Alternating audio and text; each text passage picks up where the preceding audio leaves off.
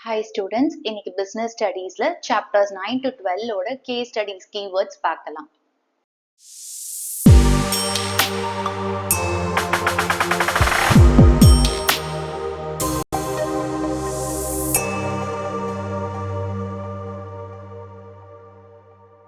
இப்போ உங்களுக்கு கேஸ் ஸ்டடியில வந்து ஒரு கம்பெனி ஒரு ஃபிக்ஸட் அசெட் வாங்கலாம்னு இருக்காங்க, அதுக்கான டிசிஷன் எடுக்கிறாங்க, இல்ல ஒரு பிளான்ட் வாங்கலாம்னு ஒரு டிசிஷன் எடுக்கிறாங்க, இல்ல ஒரு நியூ பிரான்ச் ஓபன் பண்ணலாம் அப்படின்னு டிசைட் பண்றாங்க. இந்த மாதிரி வேர்ட்ஸ் இருந்துச்சுன்னா அது இன்வெஸ்ட்மெண்ட் டிசிஷன். அடுத்தது ஒரு கம்பெனி வந்து அவங்களோட கேபிட்டல் ரைஸ் பண்றதுக்கு ஷேர்ஸ் இஷ்யூ பண்ணலாம் அப்படின்னு டிசைட் பண்றாங்க, இல்ல டிபெஞ்சர்ஸ் இஷ்யூ பண்ணலாம்னு டிசைட் பண்றாங்க, இல்ல லோன் ரைஸ் பண்ணலாம்னு இருக்காங்க, இல்ல சோர்ஸ் ஆஃப் கேபிட்டல்ங்கிற கீவேர்ட் இருந்துச்சுன்னா அது ஃபினான்சிங் டிசிஷன். அதுக்கப்புறம் கேஸ் ஸ்டடியில டோட்டல் கேபிட்டல்ல டெட் அண்ட் ஈக்விட்டி ரேஷியோ இவ்வளோ இருக்குன்னு கொடுத்துருக்காங்க. அப்படி இல்லைன்னா டோட்டல் கேபிட்டல்ல டெட் அண்ட் ஈக்விட்டி ரேஷியோட ரேஷியோல சேஞ்ச் இருக்கு அப்படின்னு கொடுத்திருந்தா அது கேபிட்டல் ஸ்ட்ரக்சர்.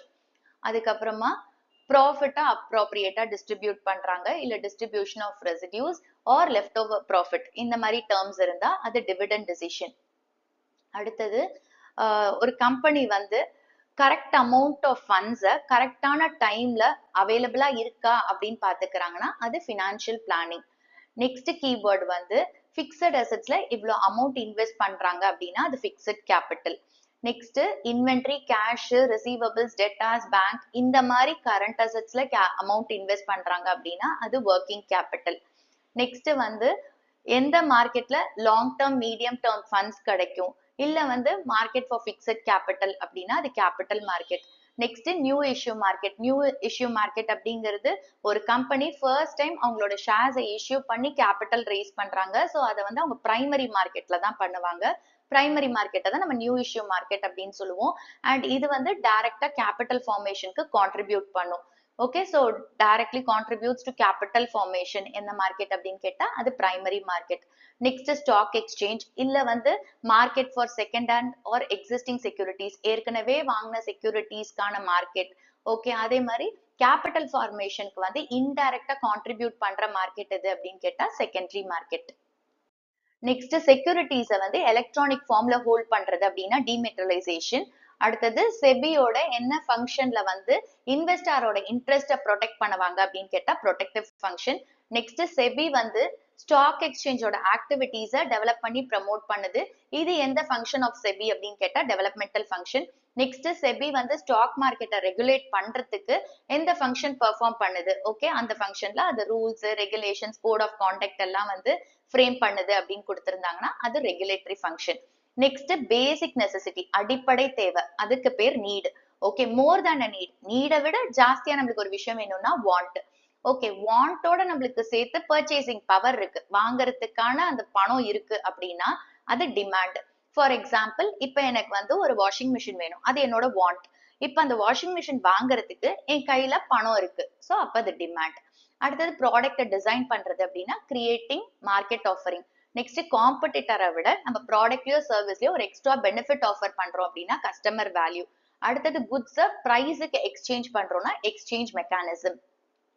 அடுத்தது large scale production, minimum cost, selling at low price, இந்த மாதிரி கீவேர்ட்ஸ் கொடுத்தா production concept.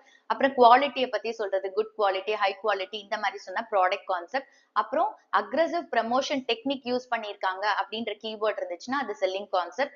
Next customer satisfaction தான் ப்ரையாரிட்டி அப்படின்னா மார்க்கெட்டிங் கான்செப்ட். கஸ்டமர் சாட்டிஸ்பாக்சனும் இருக்கணும், அதோட சொசைட்டிக்கு வெல்ஃபேரும் இருக்கணும் அப்படின்னா சொசைட்டல் மார்க்கெட்டிங் கான்செப்ட். அப்புறம் எந்த மார்க்கெட்டிங் மிக்ஸோட எலமெண்ட் வந்து ப்ராடக்டோட ஃபீச்சர்ஸ்க்கு ரிலேட்டடா இருக்கும் அப்படின்னா ப்ராடக்ட் மிக்ஸ்.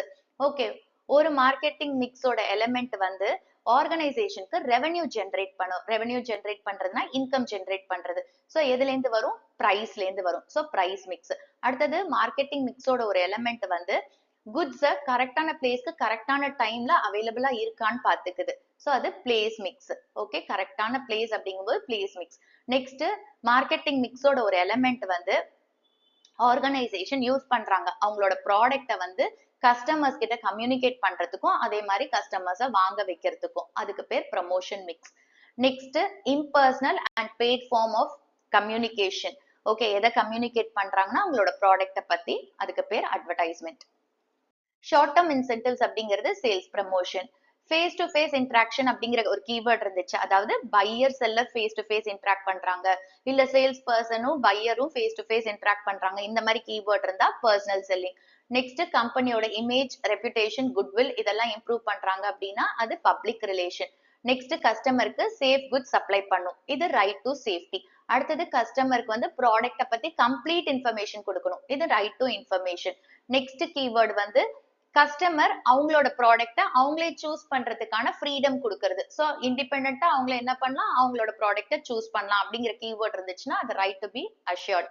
நெக்ஸ்ட் கஸ்டமர் வந்து கம்ப்ளைண்ட் சொல்றதுக்கான ரைட்ஸ் உண்டு அப்படின்னு கொடுத்திருந்தாங்கன்னா அது right to be heard. Next customer வந்து கொடுத்திருக்கிற குட்ஸ் வாங்கினாங்கல்ல குட்ஸ், அதுல ஏதாவது அவங்களுக்கு டேமேஜ் இருந்துச்சுன்னா அப்ப அவங்களுக்கு காம்பன்சேஷன் ரைட் உண்டு, இது ரைட் டு சீக் ரிட்ரெசல். அடுத்தது கஸ்டமருக்கு கன்சியூமர் ப்ரொடெக்ஷன் ஆக்டோட ப்ரொவிஷன்ஸ் பத்தி இன்ஃபார்ம் பண்ணணும். ஸோ இது ரைட் டு கன்சியூமர் எஜுகேஷன். இதை தவிர்த்து உங்களுக்கு வந்து ஒரு கேஸ் ஸ்டடி கொடுப்பாங்க. இது என்ன டைப் ஆஃப் ஃபங்க்ஷன் ஐடென்டிஃபை பண்ண சொல்லுவாங்க. ஸோ பிளானிங்கா, ஆர்கனைசிங்கா, ஸ்டாஃபிங்கா, டைரக்டிங்கா, கண்ட்ரோலிங்கா. ஸோ அதை வந்து நீங்க ஐடென்டிஃபை பண்ணிட்டு அதோட இம்பார்ட்டன்ஸ் கேட்டிருப்பாங்க, இல்ல ஃபீச்சர்ஸ் கேட்டிருப்பாங்க, இல்ல ப்ராசஸ் கேட்டிருப்பாங்க. ஸோ எது கேட்டிருக்காங்களோ அதை எழுதுங்க. ஓகே, ஸோ இந்த கீவேர்ட்ஸ் எல்லாம் உங்களுக்கு யூஸ்ஃபுல்லா இருந்திருக்கும்னு நினைக்கிறேன். தேங்க்ஸ் ஃபார் வாட்சிங் த வீடியோ.